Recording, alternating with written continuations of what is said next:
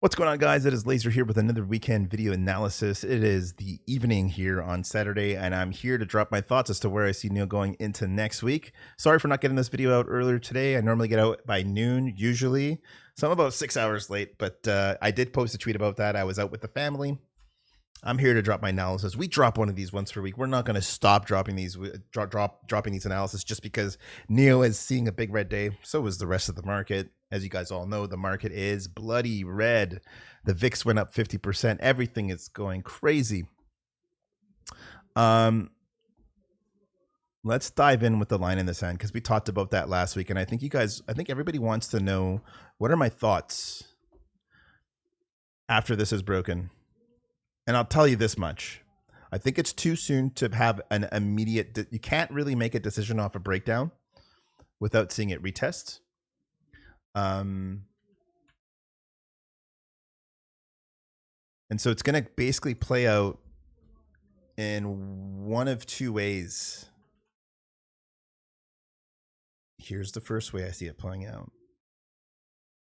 Is that we get... From top to bottom, I'm using our fib tool.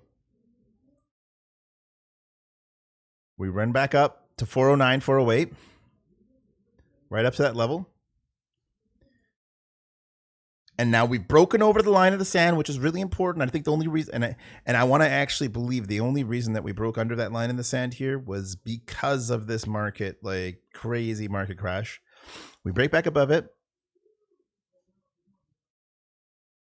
Retests, and we now reclaim that as support. We now reclaim this level as support, and it's game on. I think that like once we're back above here, we're game on. And by game on, I mean let's go and get that $6. Let's go tackle that sixth. If it gets above that, because the momentum builds and everything starts going, all is great. We're talking $8 and $9. Let's do that. Like that. I mean, like that's what I want to believe is going to happen. Now that's not the only scenario because a couple things at play here. So, I mean, you can stretch this out based off timing wise. I mean, I'm stretching it way out too much, but here's one thing to kind of factor in and keep in mind. Ideally, what you would probably more likely see before it kind of goes crazy, maybe this breakdown was a fake breakdown. We kind of get back above and it gets into our golden pocket zone still because it does give us a lower golden pocket right around 471. And I imagine if we do get this move, everyone's going to be cheering that it's going to be squeezing. Like unless you get that break, you don't want to be like, you got to play this carefully. And if it broke up without retesting here, you can almost guarantee this thing's going to come right back down. That's what I think. It would come right back down. It'd work itself down. It would retest this zone here, and then you would kind of get your breakout. If it give you that, maybe it would, you know, dance a bit maybe, and up we go. That is like your bullish path, like bull thesis. Is this? We're gonna go ahead and say this was because of the whole market like dropping like a madman. Okay, that's one scenario here. And I like this scenario, and I want to lean actually towards this scenario, and I want to believe that this is actually what's going to happen.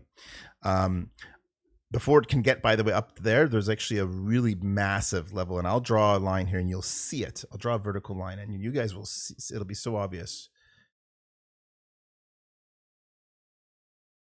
Resistance, to turn to support. Sorry, I'm doing this really sloppy. Let me do a really better job of this. Let's do that again. I'll be more clean with this so you guys can see it nicely.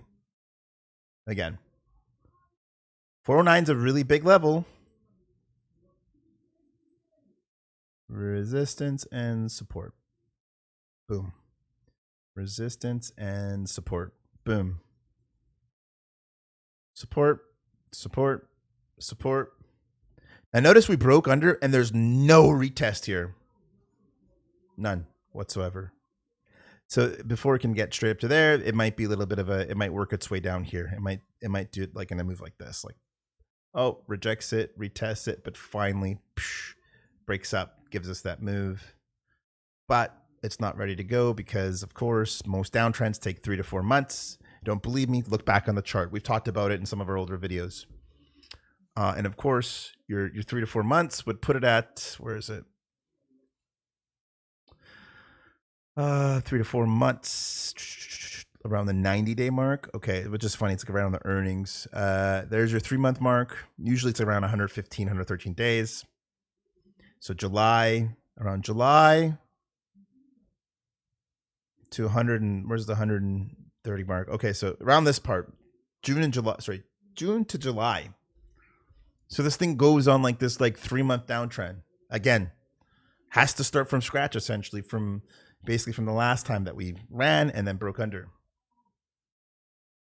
And that's kind of where I potentially see it going from a timing perspective. I do think there's a dead cat bounce that's coming. That would be a really nice, like 20-30% potential rally. I think it could happen. You could very well see that if the market's bottom and things starts to squeeze up, you could very well see that move. Now here's the other scenario that it can also play out. The other scenario is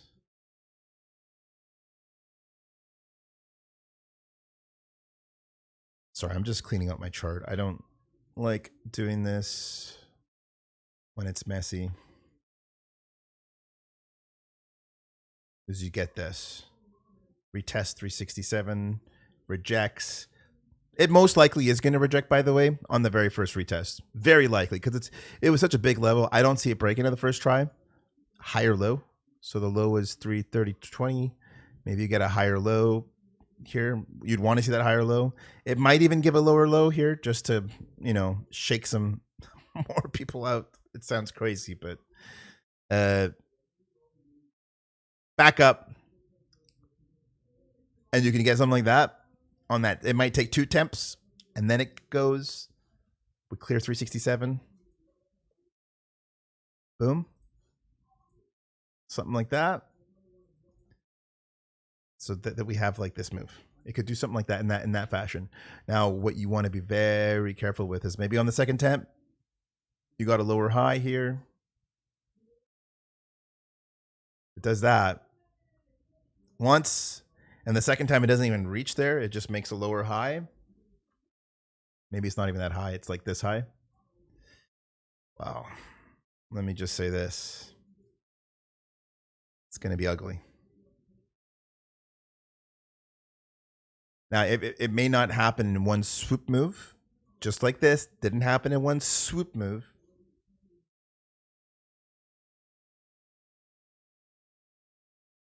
But there's a potential to see it drop like another 60% from these levels if it cannot reclaim this level. It would essentially mean that this whole thing was designed to just distribute it and bring it right down to the very bottom. $1.20. Like this whole thing was just like smart money trading shares just so that they can finally make this massive dump. I don't think that's the case. I don't want to believe that, but that is a possibility. Now, here's something that I'm going to talk about. I think it's important. I think we're going to trade in this box here, in this range. Right now it's red. I'll change it to green in a second here. I think the stock will trade in this range here, in this box. Okay. And as it trades in this range, what you want to probably think about, seriously, think about this.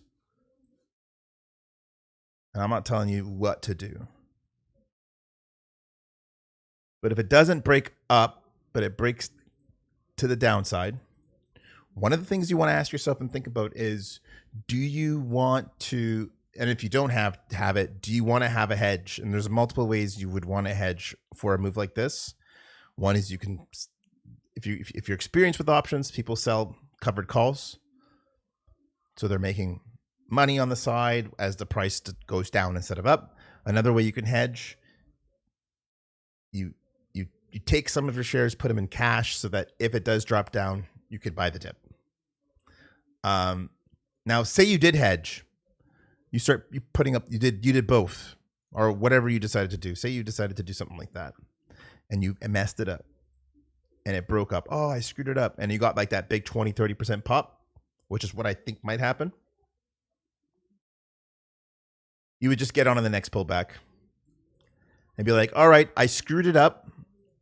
I risked a certain amount here to, you know, hedge myself for peace of mind, to avoid like some $1 craziness, and say you messed up.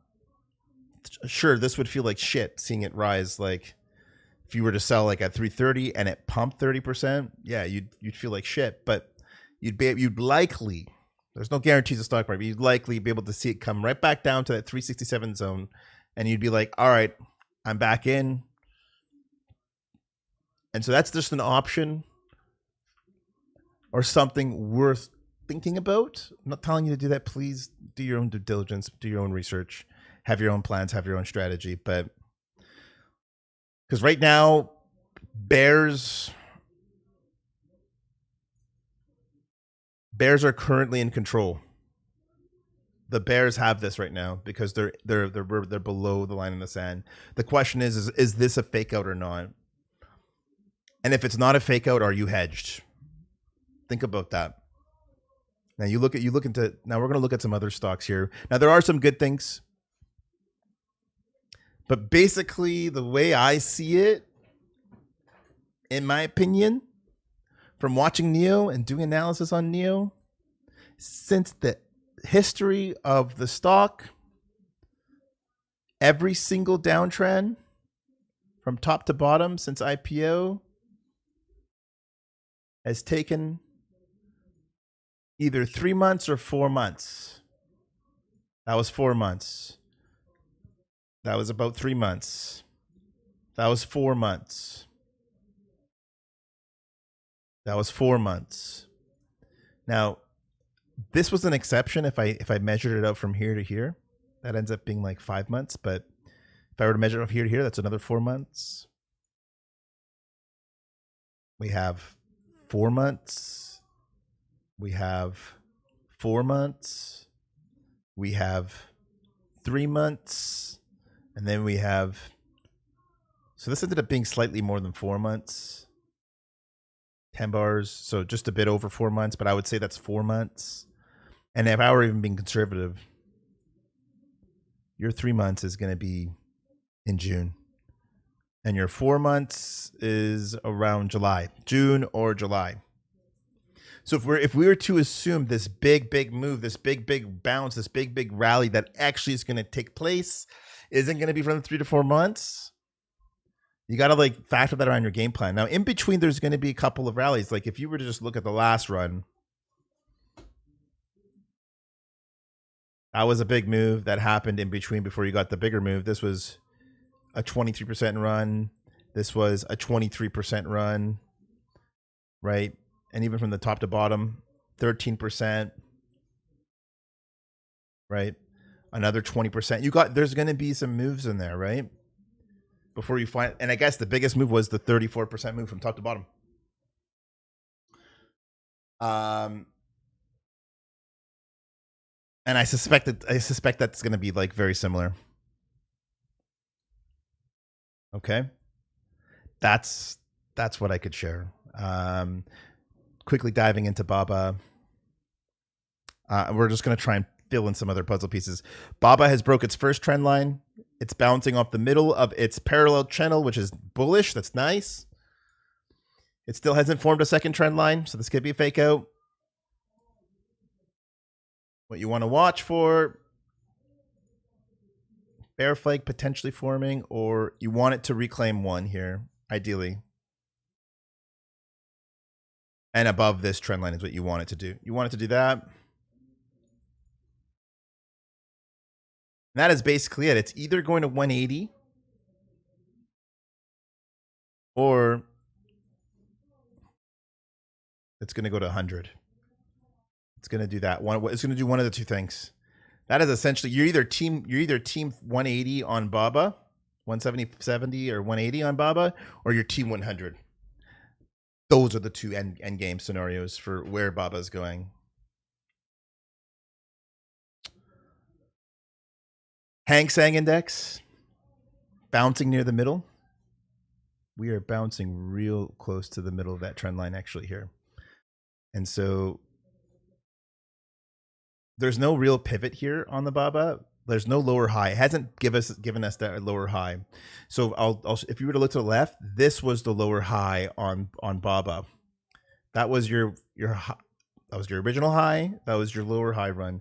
And from top to bottom, it was like a 0.382 retrace. And if it ended up playing out exactly the same as the previous one or similar, you're going to expect it to kind of rise into 23,248 approximately. So something like that, rises back up. If it played the same, and you would get move like that, and then you'd finally reach kind of like that bottom, and now you have your pivot, right? And you can determine when this is long. And you can see here, exact same thing played out, got the breakout, and it was our second trend line, right? And back above, squeezed, and it's basically it's on reset. We've restarted from scratch essentially here. The only way this would not be like scratch is if it gets back above here. And so if BABA's to go to 170, by the way, and NIO's to run to 6 and all that, you would need a Seng Index for that confluence. You would need it to see it to, where is it? It would have to just be like straight V reversal, straight up, breaks through resistance, and just goes boom, boom. And we're talking straight to 2,800. And that's the thing. Seng Index is either going to go to 2,800 or it's going to come down to 2,100, around there, approximately. That's the bottom line as to where I see it going right now. And then the US dollar. It's above the first trend line. And if it gets above that second trend line, you can see the US dollar, which is the Dixie. You can track that. It would go to 110, 111, which would add a lot of extra pressure. Now, it doesn't always necessarily mean that when the Dixie goes up, the markets will go down, but it's not usually a good thing. When you saw this entire rally up from the Dixie when it went up, if you were to compare that to the S&P 500 or even the Hang Seng, it was not directly correlated that time. You can see that the S&P 500 went from 530 all the way up to like almost 600. There was like a lag of impact actually on this rise up actually. And let's look at the Hang Seng to see how that impacted the Hang Seng Index. New price scale. And so you can see the Dixie dropped, and that's where the Hang Seng went up. Dixie went up. Hang Seng dropped. Dixie dropped. Hang Seng went up. Now, if we get this move up, I would imagine this would add also downwards pressure move into the Hang Seng Index. And when I look at the velocity,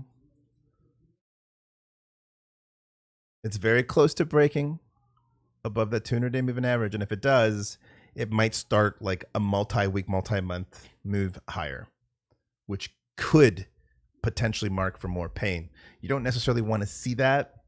But right now, so far, we're still below the second trend line, so we're safe so far.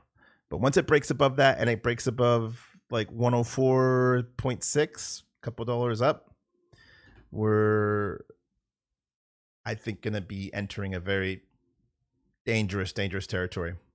Now, the good thing about NIO here, and this is like a possibility, is if this was a fake out and you get a sick bounce and it starts reversing really quickly with the market, this is a possibility, but it would have to happen really fast if it did this. I'm talking in the next 1 to 2 weeks, you'd have to see this. It bounced up.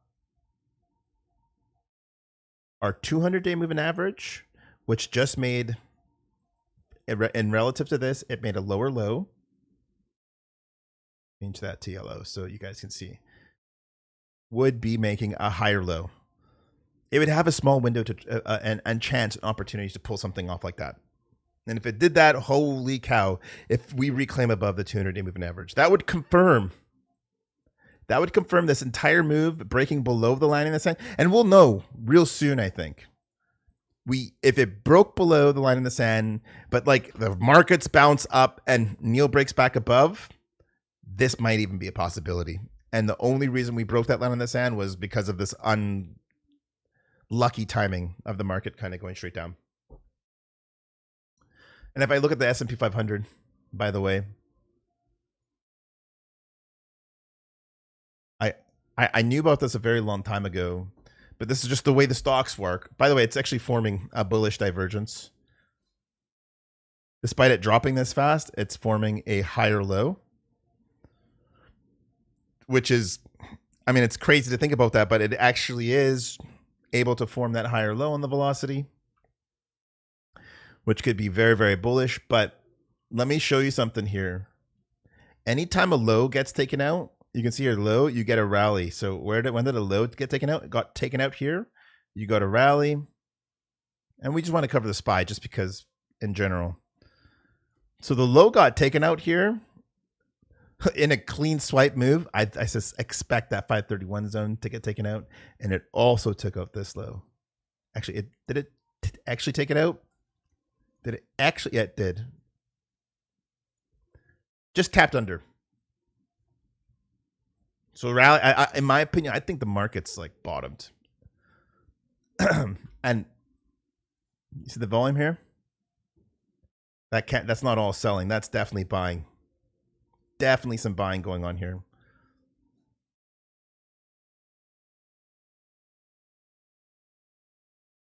Look at that volume. Huge spike in volume.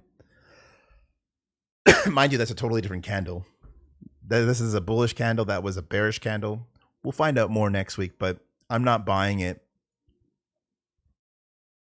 That this is it. I think most people are kind of scared.